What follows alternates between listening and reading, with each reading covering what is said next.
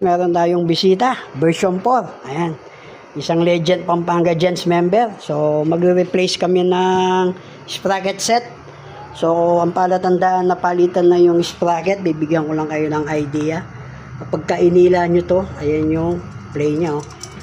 Ayan, palitan na talaga. Ayan. So, itong stock na kadena na to, kung mapapansin nyo, maingay yan. So, meron solusyon dyan. Yung tinatawag na O-ring type na kadena. Ito yon. Ayan.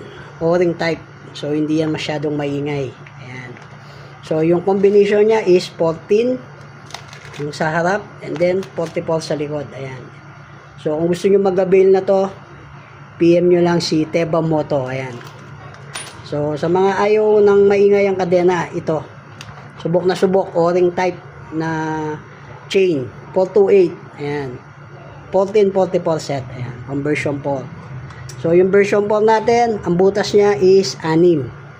Ayan, 6. So, yung version 2 naman, 4. Ayan, ito 6. Ito, stock pa yan. So, sa mga magpapalit ng kadena, ayan, ito lang yung palatandaan. No? Kahit na maigpit pa yan, pag ginila mo yan, may play yan. Ayan, umingay, oh. Ayan, so, mamaya, tingnan nyo yung pagkakaiba ng lumang kadena sa bago.